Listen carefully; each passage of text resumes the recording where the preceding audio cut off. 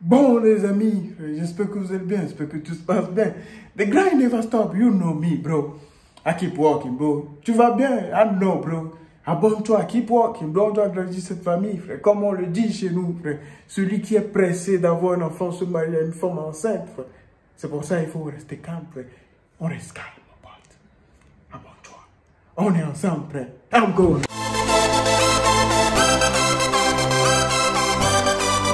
Ami ok frère. Mais là c'est bon hein, frère, parce que je suis en train de tourner des vidéos. You keep walking bro. The grind never stop bro. J'espère que vous allez bien, j'espère que tout se passe bien.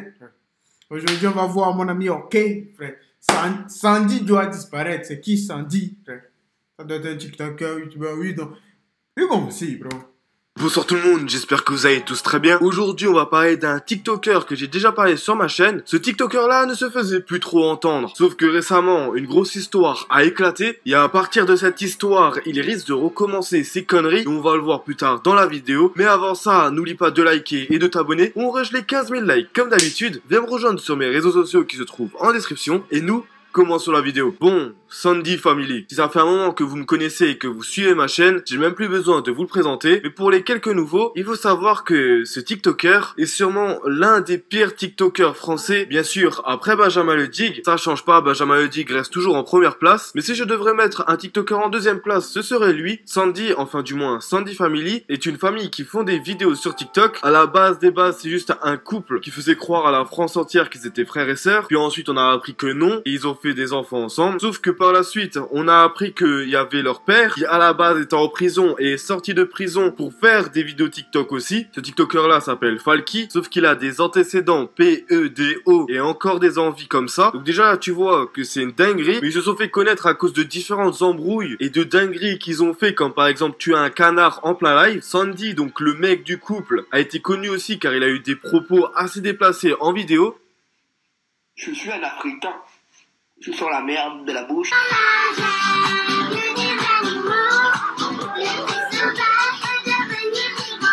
Pour quel président ou présidente je voterai pour 2022? J'ai dit pour Marine Le Pen. C'est du cochon, c'est pas de la salade. Mais en tout cas, c'est bon, faudrait goûter, voilà, faudrait peut-être en... Et toutes ces infos. Le problème, c'est ça. Toi, quand tu fais un truc, quand tu sais pas ce que c'est, tu vas continuer pas le faire. Et le jour arrivera, il y aura toujours ce jour. Trust me, bro. Pinky promise, bro. Pinky promise. Dieu qui est là-haut. Le jour arrivera, mon pote, et tu vas pleurer. Ça fait mal. Ça fait mal. Ce jour-là, tu vas pleurer. Les gens vont te regarder. Il y a certaines personnes qui vont dire, oh, ouais, aide-le. On va pas t'aider, parce que tu as fait des conneries. Quand tu fais des conneries dans la vie, ça te rattrape tôt ou tard. Trust me, bro. Pinky promise.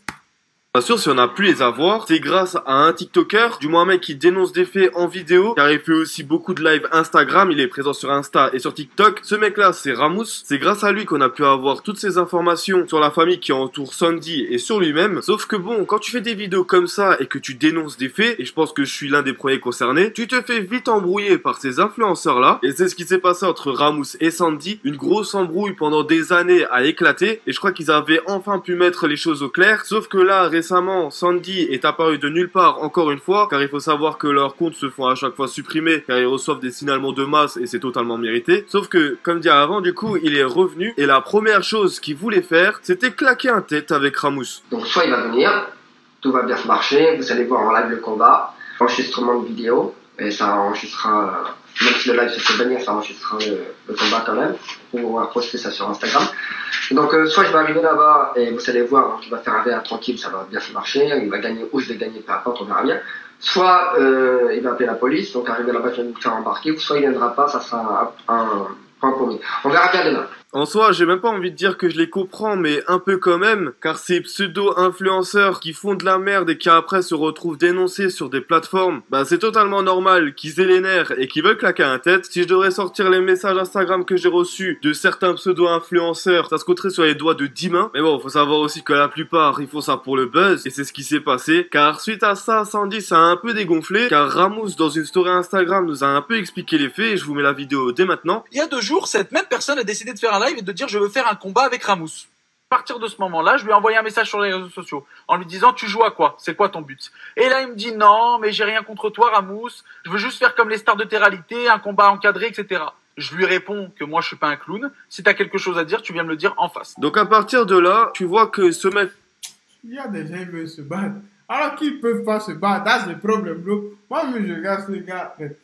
Toi, c'est juste, toi, des fois, il y a des gens, c'est ce qui me tue. Si tu ne peux pas te battre, ne le dis pas. Parce que le jour où on va t'attraper, on va te filmer et on va te taper. C'est là que tu vas pleurer sur les réseaux. Ah, ils étaient 4, ils étaient 5. On t'a frappé. Nous, on s'en fout s'ils étaient 4. On t'a frappé. That's the goal, bro. Et là, pour le buzz, et j'en avais déjà parlé dans une précédente vidéo, sauf que par la suite, on a pu apprendre qu'en fait, c'est parti bien plus loin et que Ramous et Sandy se sont enfin rencontrés. Et bien évidemment, quand deux influenceurs se rencontrent et qu'il y a eu des embrouilles sur les réseaux sociaux, ça se passe pas forcément bien, surtout quand à la base, l'un des influenceurs veut claquer un tête avec toi, bah c'est sûr que ça va pas bien se passer. Et c'est ce qui s'est passé, car Ramous nous explique un peu les faits, et plus tard, je vais vous mettre une vidéo où on voit qu'il y a eu une bagarre, donc restez bien jusqu'à la fin. Ayant constaté qu'il n'était pas venu, je suis passé à autre chose. Allez, chacun fait sa vie, fais ta vie, je fais la mienne. Et lui, et les gens peuvent l'attester, il a continué à faire des lives toute la journée. Ouais, je suis en route, j'arrive, nanana, et j'arrive, et je vais faire ci, et je vais leur faire ça. Et en plus de ça, il est allé jusqu'à menacer des familles qui n'avaient rien à voir. Arrive le moment où il se présente devant chez Mehdi. Mehdi descend et filme juste par précaution, juste pour protéger la fille de Juliette, pour se protéger lui, histoire qu'il n'y ait aucune ambiguïté. Et moi, je descends, je lui dis, bon, alors c'est quoi ton histoire? Il me dit, il fait ses grands gestes, il commence à faire le fanfaron, etc. Je lui dis, écoute, viens, on va plus loin. Ici, c'est des habitations, les gens habitent, on va pas les déranger.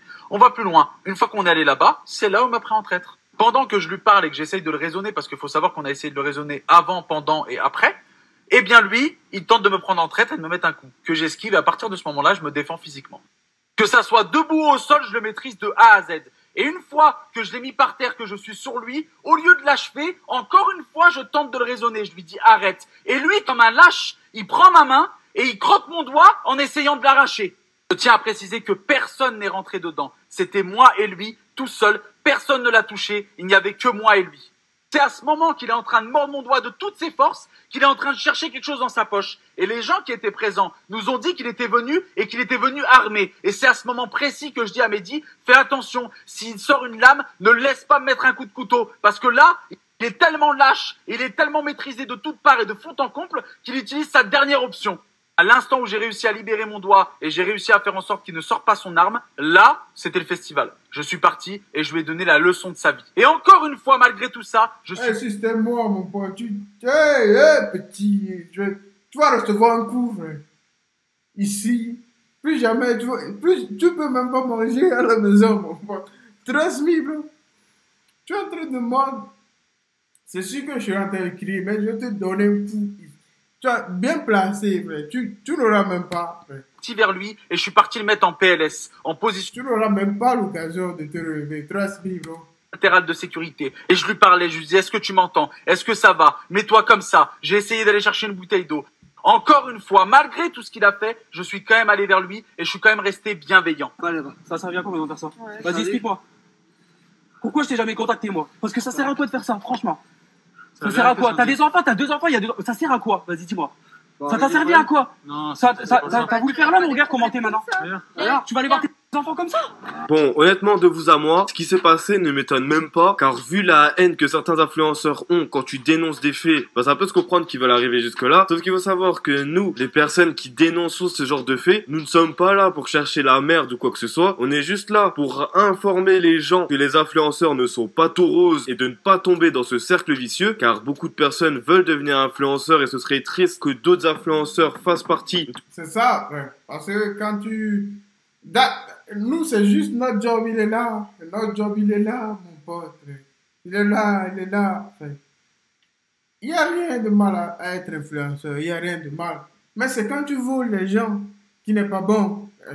Donc, on est obligé de dénoncer pour que tu ne puisses pas voler quelqu'un. Parce que c'est pas bien de voler les gens. On est obligé. Parce que quand tu vends des conneries aux gens, nous, on sait que c'est des conneries. Donc arrête de mentir aux gens. Si tu vendais des trucs réglo, personne n'allait te gêner. Et je dis Dieu, personne. De mauvais cercle, car on va pas se cacher, le métier d'influenceur, youtubeur, instagrammeur, bref, tout ce que vous voulez, on est que au début de ce métier, entre guillemets, et plus tard, ça va évoluer, et va encore avoir des arnaques, des magouilles, des embrouilles, et tout ce qui bouge, donc c'est pour ça qu'on est là, principalement, sauf que, malheureusement, ce genre de personnes, comme Sandy, Benjamin Dick, etc., pour moi, resteront toujours les mêmes, car par la suite, on apprend que ça s'est bien fini, ils sont partis en bons termes, entre guillemets, et que la bagarre n'est pas allée plus loin, sauf que quand une embrouille comme ça est mise à jour et que énormément de personnes sont informées de ça, bah la personne qui a perdu la bagarre entre guillemets risque de s'énerver encore plus et c'est ce qui risque de se passer. Et surtout connaissant Sandy, ça m'étonnerait qu'il change après une bagarre comme ça et qu'il dise bon bah je vais devenir un bon influenceur, car pour moi au contraire ça risque de partir encore plus en couille, car bon je vous ai déjà expliqué ses antécédents sur TikTok et là ce qui risque d'arriver risque d'être encore pire avec ce mec là, et c'est pas une simple embrouille qui va faire en sorte que ce mec là va changer et va pas continuer ses conneries. Pour moi dans quelques mois, on risque encore d'entendre parler de Sandy et de toute sa famille. Surtout que bon, l'hiver va approcher, les gens vont rester chez eux, TikTok va tourner en boucle. Donc on va encore entendre parler de ce Sandy et de toute sa famille. Et c'est pour ça que je préfère faire de la prévention tout de suite. Faites gaffe à ce genre de personnes. Ils risquent de montrer même des images choquantes en pleine vidéo. Ils ont vraiment pas de tabou, ils ont 10 000 comptes. Donc perdre un compte, ça leur fait ni froid ni chaud. C'est pour ça que si vous avez 5 minutes, n'hésitez pas à bloquer leur compte sur TikTok. Si des fois vous voulez être informé de ce qu'ils font, bah c'est pas pour rien que je suis là. Dès qu'il se passera une dinguerie, bah je le Il le partagera, c'est sûr. partagerai sur la chaîne, car ça risque d'être un événement drama comme d'habitude. Mais bon, on a la preuve encore une fois que régler ces embrouilles entre influenceurs ne va rien changer du tout, car ça va créer encore plus d'embrouilles. Mais bon, j'ai envie de vous dire, on peut pas changer ça. Si un influenceur a les nerfs contre nous, on est obligé de répondre. Et ce que Ramous a fait est totalement compréhensible, surtout que c'est Sandy qui lui a proposé un tête-à-tête. Après, si par la suite Sandy décide de se ranger, tant mieux. Mais bon, les probabilités sont très très faibles. Vous, dites-moi ce que vous en pensez de tout ça. En commentaire, les amis, dites ça, très important, commentez. On est là pour voir ces commentaires, on est là pour répondre à ces commentaires. J'espère que tout se passe bien. Life is life, bro.